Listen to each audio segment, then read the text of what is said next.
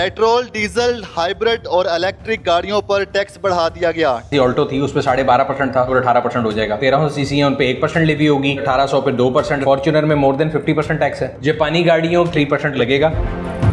Sir, वफाकी वज़ीर ख़जाना की जो स्पीच है उसके मुताबिक जितनी भी गाड़ियों पर टैक्स है 18% से कम, उन पर 18% किया जाएगा। तो सर कौन सी गाड़ियाँ जिन पर 18% से कम टैक्स लग रहा था?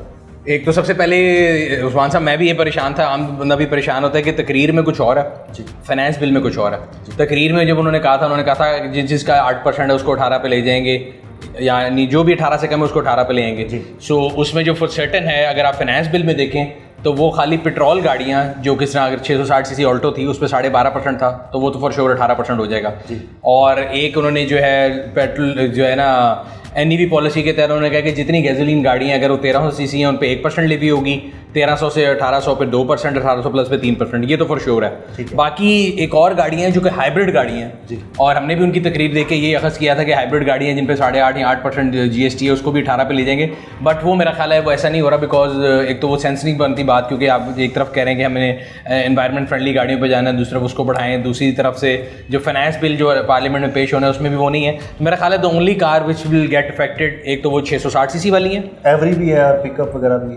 सुजुकी की जितनी भी गाड़ियाँ आएंगी 800 सीसी वाली गाड़ियाँ जितनी भी थी वो पहले आती थी आपकी 12.5% GST पे, वो 18 पे चली जाएंगी।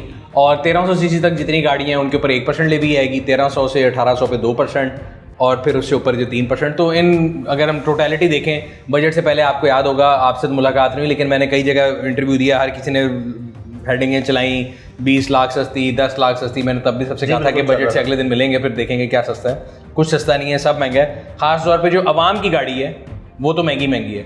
खवास की गाड़ी, इंपोर्टेड गाड़ी के ऊपर जो है रेगुलेटरी ड्यूटी वो भी कम होनी है, कितनी कम होगी वो टाइम पता लग जाएगा।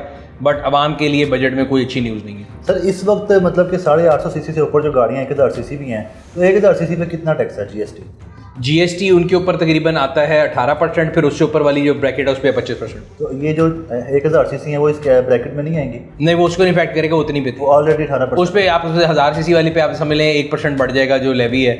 तो 1000 सीसी गाड़ी आपके पास पिकांटो आती है, कल्टस आती है, वैगनर आती है, कल्टस तो नहीं आती। तो अगर वो एवरेज समझें 30 लाख की भी गाड़ी है तो उसका 1% जो है वो बढ़ जाएगा, 30,000 बढ़ जाएगा। ठीक है। तो सर इस तरह आप क्या समझते हैं कि जो गाड़ियों की कीमतें पहले ही वैसे ही बढ़ जाती हैं, फिर टैक्स भी लग जाते हैं, तो गाड़ियों की सेल में भी फ़र्क आएगा?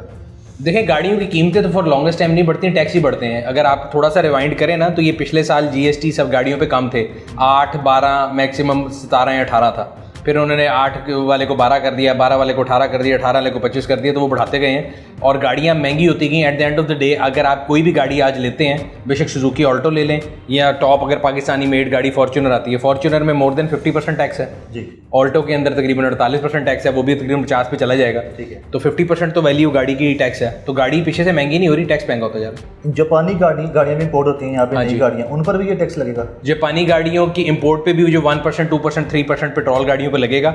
लेकिन जापानी गाड़ियाँ जो बड़े इंजन की आती हैं, जिन पर रेगुलेटरी ड्यूटी लगती थी, और जो बड़े अरसे से एक चल रही थी न्यूज़ के जी IMF ने गवर्नमेंट को कह दिया और खुशखबरी आ गई, तो उसमें RD में कमी हो रही है। वो कितनी हो रही है वो अभी उन्होंने एग्जैक्ट नहीं बताया, बट अभी आ जाएगा, जुलाई के पहले हफ्ते से पहले पता लग जाएगा। बट अगेन उसमें ज़्यादातर गाड़ियाँ वही हैं जो कि महंगी गाड़ियाँ हैं, जिन पर RD थी, RD कम होगी। नीचे वाली गाड़ियों पे तो उतना कोई फर्क नहीं पड़ेगा। सर हाइब्रिड गाड़ियों पर भी टैक्स लगाने के बारे में कहा जाए, आपको समझ आया कि क्या हो रहा है? हाइब्रिड पे टैक्स नहीं लगेगा, मेरा नहीं ख्याल लगेगा, बिकॉज मैं आपको बता रहा हूँ जो उन्होंने तकरीर की थी उसमें आया था कि जी 8 से 18 हो जाएगा। लेकिन तजवीज़ भी नहीं है। तजवीज़ देखें, अगेन बात है, एक चीज़ है मैं तकरीर कर रहा हूँ और एक मैं आपको रिटर्न में दे रहा हूँ। सो बजट तकरीर है या जो तकरीर होती है उसकी एक और वैल्यू है। जो फाइनेंस बिल है, पार्लियामेंट में बिल पेश होना है और वो बिल पे बहस होनी और पास होना है, उस बिल के अंदर उन हाइब्रिड गाड़ियों का जिक्र नहीं है, कहीं जिक्र नहीं है। नहीं। तो इस तरह की जो टैक्स बढ़ाया जा रहा है, क्या वजह है कि पाकिस्तान को ज़रूरत पड़ गई टैक्सों की?